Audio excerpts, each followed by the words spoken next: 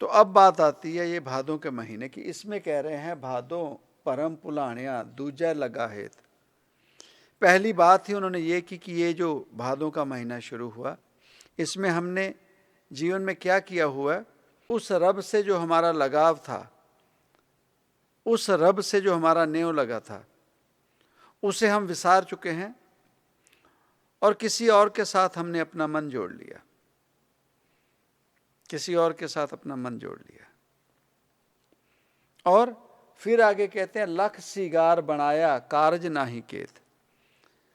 अपने जीवन में ये श्रृंगार सब किए, आडंबर किए, पर जो करने वाला काम था, कारज था, वो हमने नहीं किया।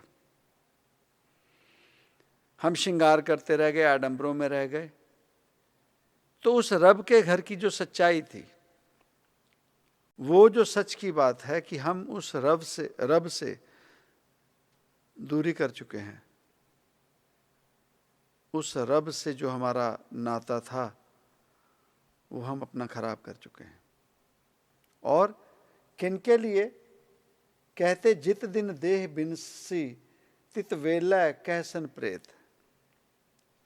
वो जो जिया जंत हमारा आर परिवार है ना, जिससे हमने नेव लगाया, उस रब से नेव हटा के, ये मेरा परिवार, ये मेरे रिश्ते नाते,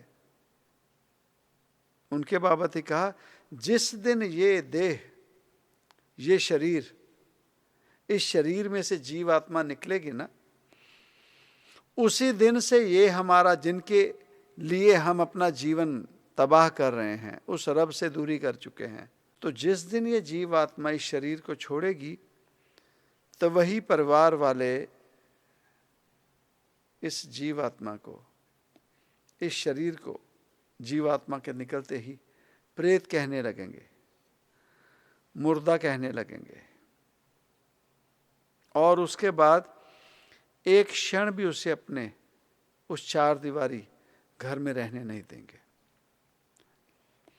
ये है, देखिए, हमारे महीने की शुरुआत, जो हम जैसे आम जीवों को वो महापुरुष समझाने लगे हैं। ये है हम जीवों की।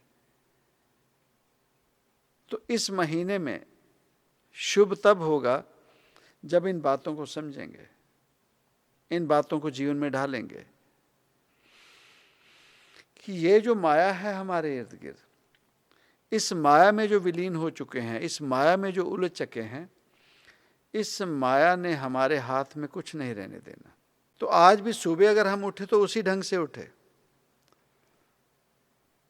वही दिन था हमारा, वही दिनचर्या थी। पर हमारे मन के भीतर है कि संक्रांत है, महीने की शुरुआत है, तो हम शुभ ढंग से इसे शुरू करें। तो शुभ शुरू करने के लिए आलस्य छोड़ें, आलस्य छोड़ें। कारण कि आलस्य आते ही जीवन में दरिद्रता आई, और दरिद्रता आते ही हमारे जीवन से शुभ चला गया, हमारे जीवन से शुभ चला गया। तो इस देही से, इस शरीर से जो हम लगाव लगा के बैठे हैं, इस माया से, इस आर परिवार से, जिया जंत से जो हम लगाव लगा के बैठे हैं, जब तक ये गृहस्थ है, जिम्मेवारी है, वहाँ तक अपनी जिम्मेवारी निभाएं। ये नहीं कि जिम्मेवारी से हम मुख मोड़ लें, वो भी नहीं। पर हम इस जिम्मेवारी में, इस काल में, वो क्यों भूलते हैं कि इस शरीर के भीतर वो जो जीवात्मा है, वो हमेशा के लिए इस शरीर में नहीं है। उस जीवात्मा ने इस शरीर को छोड़ना है, और इस शरीर में रहते रहते वो भी कर लें जिसका ज्ञान हमें ये महापुरुष वाणी, गुरबाणी, प्रवचनों के जरिए, सत्संग के जरिए हमें जो समझाने की कोशिश कर रहे हैं। बस एक साथ है, जिम्मेवारी निभाते रहें। बेटे हैं तो बेटे की जो जिम्मेवारी है वो जरूर निभाएं, उससे बेमुख ना हो। बेटी है, बेटी होने की जिम्मेवारी जरूर निभाए। पति है, पत्नी है, माँ है, बाप है, अपनी जिम्मेवारी जरूर निभाएं। पर उस जिम्मेवारी में अपने लिए भी जिम्मेवारी ज़रूर निभाएं। उस रब की प्राप्ति, उस सिमरन की बात की गई, उस रब से बेमुख होने की बात की गई।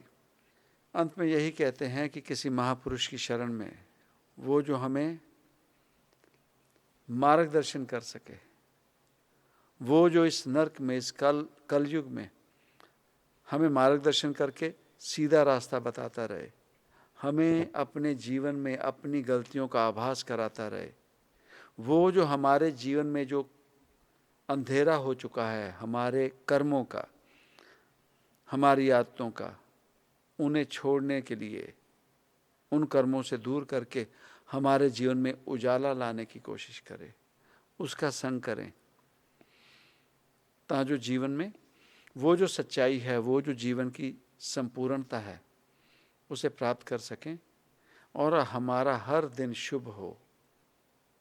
हर दिन शुभ होगा तो महीने शुभ होंगे, हमारे वर्ष शुभ होंगे और हमारा जीवन शुभ हो।